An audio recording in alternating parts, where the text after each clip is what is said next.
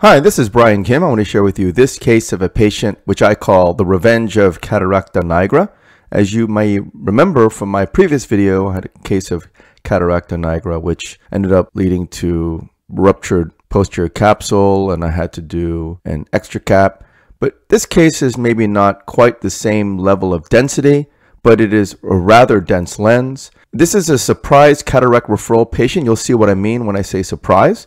And then as I start to do the case, you'll see quite a bit of issues with this case. The patient has terribly weak zonules, and there's a dense posterior plate phenomenon.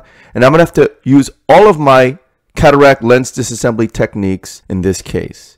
And so this is a patient showing up in my office, and the patient clearly had a groove, a central cross-shaped groove. You can see the density of the lens. It looks so dense, it looks like basically the rock formations on the side of a mountain. And so this is how the patient showed up in my office. And I did talk to the surgeon about the case, and he felt like rather than doing an extra cap, he felt if I could disassemble this lens with my phaco techniques, maybe the patient would be better off.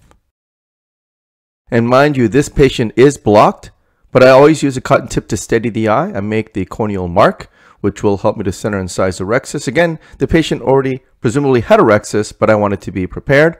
I make my paracentesis incision first on the right side and then the left side. As I push the intracameral epinephrine, you can see the wobbling of the lens.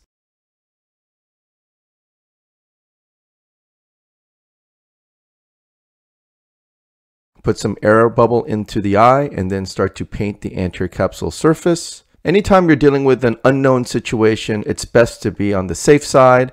I'm going ahead and painting the anterior capsule surface. And lo and behold, I'm glad I did, because you can see this tiny little rhexis. And so I'm thinking I have to widen the incision, but first let's make our main incision. This is a triplanar corneal incision. I make a vertical groove, place the blade into the deep part of the groove, tunnel, and then I enter. I use micro scissors to cut the rhexis edge.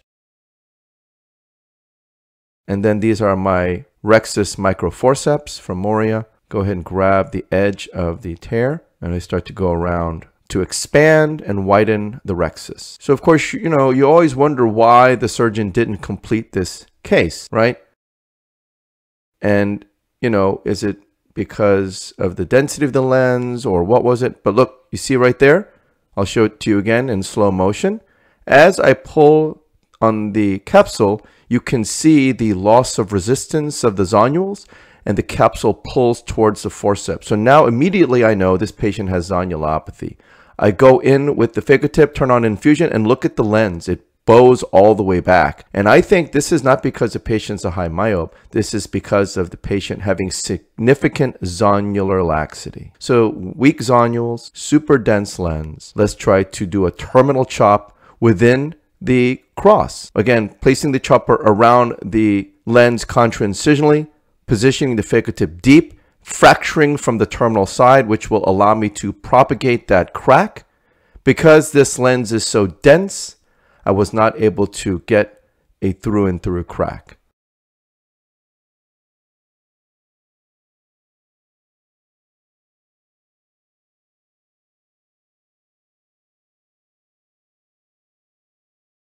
So go ahead and turn the lens 90 degrees and try again. Slide the chopper under the rhexis edge. Perform the terminal chop by positioning the phacotip deep within that groove, fracturing the lens. You can see there is no epinucleus, there's no cortex, there's nothing to protect me. It's just the lens and the posterior capsule. So I'm very, very cognizant, wary, and cautious when I'm starting this case. Go ahead and turn it again, another 90 degrees, and then placing the chopper under the rhexis edge at that groove again to perform another terminal chop, positioning the phacotip deep within the groove, fracturing the terminal side once again, lifting the lens up a little bit here as you see, cracking. Again, I'm cracking pretty well, but I didn't go all the way through and through to the other side. I didn't propagate the crack to completely bisect the lens. And as I'm cracking the lens, I have this sense that the zonules are just really bad. And so I go ahead and make these incisions, 4 more incisions with my paracentesis blade. And these 4 incisions are for the capsule retractors. And these retractors are with MST.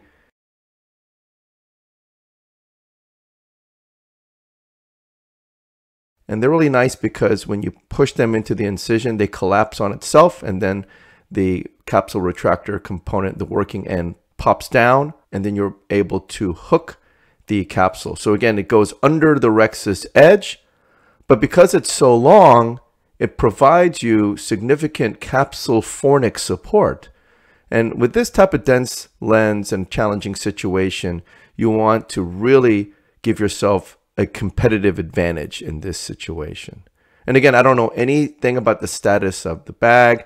I don't want to put a CTR. What if there's a PC hole? Again, I did not do the case. I did not do any of this case up until this point. And so this is all unknown. I think putting a CTR in would be a bad idea because then it might end up in the vitreous space. But at least putting capsule retractors, which are secured at the limbus, I think is a good idea because it will at least provide you that anterior capsule support, capsule fornix support. And again, these are so nice because unlike an iris hook, the iris hook will help retract the pupil. You can also retract the anterior capsule in some situations, but it does not provide any capsular fornix support. And so what can happen is as you're trying to disassemble the lens, the capsule that's within the fornix will come up towards you. You might cause a zonulopathy, a zonulodehiscence, and worst case scenario, a posterior capsule rupture. So capsule retractors are really the next best step in the situation. Again, you see that posterior, that reverse pupillary block, which I believe is due to the weak zonules in this case. I use some vacuum to lift that piece up, get around it with the chopper, and then cracking and separating the pieces. Again, I'm rather ginger, and I'm going to chip away at this lens. I am not going to edit any of this part of the case because that's the whole point. I want to show how I was able to conquer this case by leveraging mechanical fracturing techniques, utilizing terminal chop and then cross chop, and then again, positioning the lens in such a way that I can conquer the posterior plate phenomenon, which I will show throughout this case. So remember, all the pieces are jigsawed together. How am I going to separate this lens? I have no knowledge about the status of the posterior capsule. I know that this is a dense lens. I know that the zonules are not great. But I'm going to very carefully try to crack. And you saw there, I was able to get the full thickness crack, and I bisected the lens now. Again, with some gentle effort, now the lens is completely bisected. I'm trying to turn the lens, but you know, I don't want to perseverate. Again, the zonules might be weak. I'm trying to turn, but again, it's not really moving. So what is my next course of action when I can't spin the lens? Well, I perform the cross chop. So I slide the chopper under the rhexis edge, contra-incisionally, pull the chopper towards the phaco tip, which is positioned deep, and I'm able to fracture the lens against the phaco tip as if the phaco tip is a chopping block. And that is the cross chop maneuver, which again, very nice, very efficient, and easy way to deal with the lens that doesn't want to spin. And I published this in the Journal of Cataract and Refractive Surgery as a technique you can employ when you have weak zonules and or you can't spin the lens. Perform another cross chop maneuver here, placing the chopper under the rhexis edge, pulling it centrally toward the phaco tip, fracturing it against the phaco tip, and now I'm able to eat those pieces. You can see that free floating piece. Just position the instruments around the lens piece, crushing it between the instruments and emulsify the lens pieces. When I talked to the surgeon who did the original surgery, he said that he used a CDE of about 93. So 93 CDE, and he got that cruciate groove. Clearly, he did a lot of hard work in sculpting the lens down to that level. But I will show you here with the techniques that I employ that I'm able to help minimize the CDE as much as I can as I try to leverage mechanical fracturing techniques to crush the lens into smaller pieces before emulsifying them.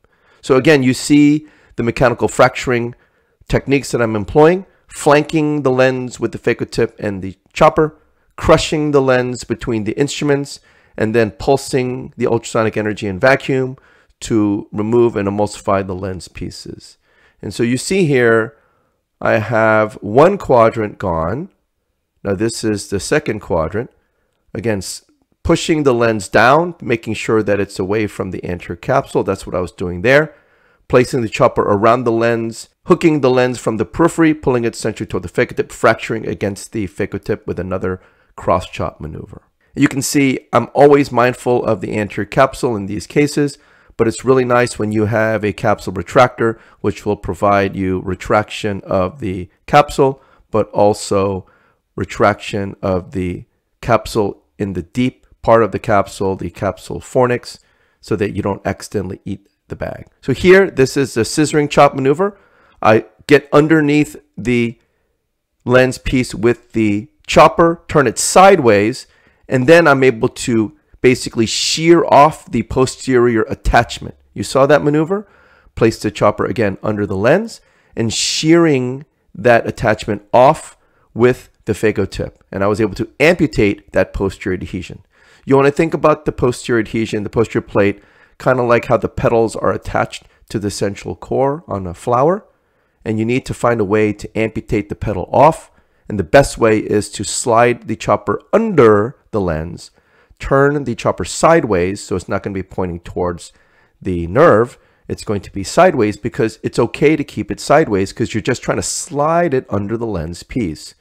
You're trying to slide it under that posterior adhesion. And then I can just from anteriorly, because I'm flanking the lens now, just push and bring the instruments together and shearing off and cutting the attachment that's keeping that posterior plate intact.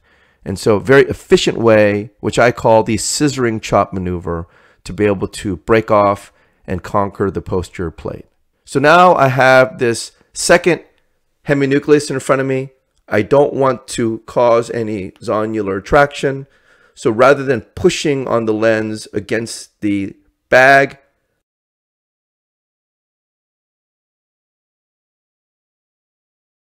I'm using some ginger maneuvers, using some vacuum to bring the lens up toward the center so it's disassociated from the bag, and I was able to just twirl it in front of me.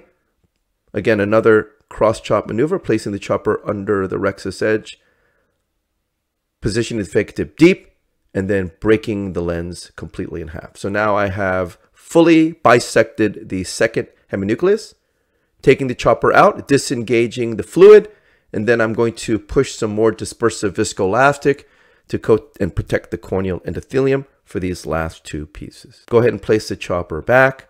Remember, the eye is full of OVD now, so you want to be very cautious with the ultrasonic energy. You don't want to have too much ultrasonic energy, well, because the OVD might be clogging the tip, and you don't want that energy to lead to a wound burn. So I still leverage mechanical fracturing concepts, positioning the instruments around the lens pieces, crushing it with mechanical forces. Again, remember, I never use ultrasonic energy or vacuum when I'm fracturing the lens. If you look throughout the case and you look on the right side of the screen, you will not see any of those numbers moving when I'm actually disassembling the lens. And that's the whole point of mechanical fracturing techniques. You're relying on positioning the instruments around the lens piece, flanking it, and then crushing it with opposing forces. Again, a very methodical way. Obviously, it's not terribly efficient in this case. Little by little, I'm able to break the lens pieces up. Again, employing first terminal chop, and then cross chop, and then scissoring chop by positioning the chopper under the lens that I'm trying to break the posterior adhesion, turning the chopper sideways, and then shearing off and amputating it by bringing the instruments together and crushing the lens with the chopper against the phaco tip. And I'm utilizing the same techniques over and over again. Again, I am not editing out any of this part because I think it's so important to know how to deal with these situations.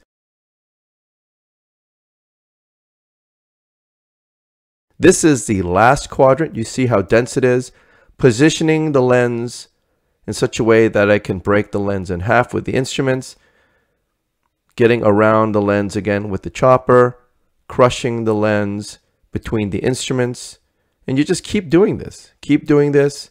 Once you have a piece that you want to remove, you can just try to start eating the pieces. Sometimes I will utilize some vacuum just to position the lens in such a way that I can provide maximum crushing force, flanking the lens, but I never will use ultrasonic energy when I'm trying to just disassemble the lens. I utilize ultrasonic energy when I'm ready to emulsify the lens piece. So again, little by little, I'm breaking up these pieces. Now that last quadrant's broken up into a smaller fragment. Again, I never go after it with lens pieces blindly in the bag in this case, because if you use high vacuum or ultrasonic energy and you have this dense lens and you have no epinucleus, no cortex to protect you, all there is this posterior capsule. It's rather daunting and scary, and you certainly don't want to rupture the bag in this situation. This was really a very unforgiving situation. And if you're impatient and you start to go pedal to the metal, that posterior capsule's right there and you may rupture it. These posterior capsules tend to be very delicate and very fragile. And it doesn't take much. If you use too much vacuum and you get post-occlusion surge, that posterior capsule will come right up to your phaco tip and you will break that posterior capsule. But you can see I'm utilizing mechanical fracturing concepts and techniques, breaking up these pieces into smaller pieces, and then when I'm ready to emulsify, I position that chopper deep, but you see I'm holding it sideways, so it's not going to be pointed down. I don't have the tip pointed down toward the posterior capsule, so if it came up, I'm not going to rupture it. I'm holding it sideways. But take a look here. As I'm done with lens disassembly, take a closer look. There's a small posterior capsule defect right there. And whether that was there from me or from the previous surgeon, it doesn't really matter. But I've already made up my mind. This patient has a terrible bag, dead bag as far as I'm concerned, terrible zonulopathy. And so I already made up my mind that this patient is going to get a Yamane technique. And you're going to see that in my next video of the Revenge of Cataracta Nigra Part 2. So I hope this was helpful to you. And I thank you for your attention.